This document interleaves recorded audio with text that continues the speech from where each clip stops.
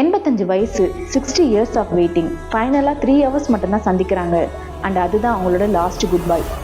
1950 north கொரியால இருந்தவங்க தான் இந்த லீ அண்ட் ஜோ. கல்யாணம் ஆகி 2 வருஷம் தான் ஆகுது. அண்ட் அவங்க கை குழந்தையோட சந்தோஷமா இருந்துட்டு இருந்த டைம்ல கொரியன் வார் ஸ்டார்ட் ஆகுது. இதனால லீயை சோல்ஜரா ஜாயின் பண்ண சொல்லி ரொம்பவே ஃபோர்ஸ் பண்றாங்க. ஸோ அன்னைக்கு நைட்டு லீ தன்னோட ஒய்ஃப் கிட்ட நான் திரும்பி வருவேன், வெயிட் பண்ண அப்படின்னு சொல்லி ஒரு ஆர்மி வேன்ல கிளம்பி போயிருக்கான். ஜோவும் தன்னோட கை குழந்தையை தூக்கிக்கிட்டு அந்த வேன் பின்னாடியே அழுதுகிட்டே ஓடி இருக்கா, என்னை விட்டு போகாதன்னு. பட் வேன் போயிடுது. That was the last time they சா ஈச் அதர். அதுக்கப்புறம் போர் தீவிரமாகி கொரியா ரெண்டா ஸ்பிளிட் ஆகுது. லீ நார்த் கொரியாலையும் ஜோ சவுத் கொரியாலையும் பிரிஞ்சிடுறாங்க. ரெண்டு நாட்டோட பார்டரையும் கம்ப்ளீட்டா க்ளோஸ் பண்ணிடுறாங்க. சவுத்ல ஜோ எவ்ரிடே வெயிட் பண்றா லீ வருவான்னு. தன்னோட குழந்தைய சிங்கிள் மதரா வளர்க்குறா. நார்த்ல லீயும் யாரையுமே ரீமேரி பண்ணிக்காம சவுத்ல இருக்க தன்னோட ஒய்ஃப் கூட எப்படியாச்சும் சேரணும்னு எவ்ரி சிங்கிள் டே ப்ரே பண்ணிட்டு இருக்கான். 1950 60 ஆச்சு, 70 80 90 2000 வரைக்குமே ஆச்சு. But still both are believing. ஃபைனலா 2015ல ரெட் கிராஸ் ஃபேமிலி ரீயூனியன் ப்ரோக்ராம கண்டக்ட் பண்ணாங்க. ஸோ அக்டோபர் 24 2015 85 வயசான லீ ஒரு வாக்கிங் ஸ்டிக்கோட நடந்து வராரு. ஆப்போசிட்ல 82 வயசான ஜோ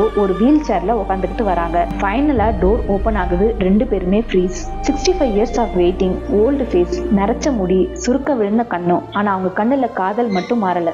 ஓடி வந்து ரெண்டு பேருமே ஹக் பண்ணிக்கிட்டு அழுகுறாங்க. அண்ட் அவங்களோட கை கால் எல்லாமே நடுங்குது. ரூல்ஸ் என்னன்னா 3 ஹவர்ஸ் மட்டும்தான் இந்த மீட்டிங். அண்ட் ஃபைனலா டைமும் முடிஞ்சு போகுது. அகைன் அவங்க செப்பரேட்டும் ஆகிடுறாங்க. அண்ட் அடுத்த ரீயூனியனுக்காக வெயிட் பண்ணிட்டும் இருந்தாங்க. இது நடந்து 2016 ஒரே வருஷத்துல லீ இறந்து போறாரு. But Joe still waiting for him.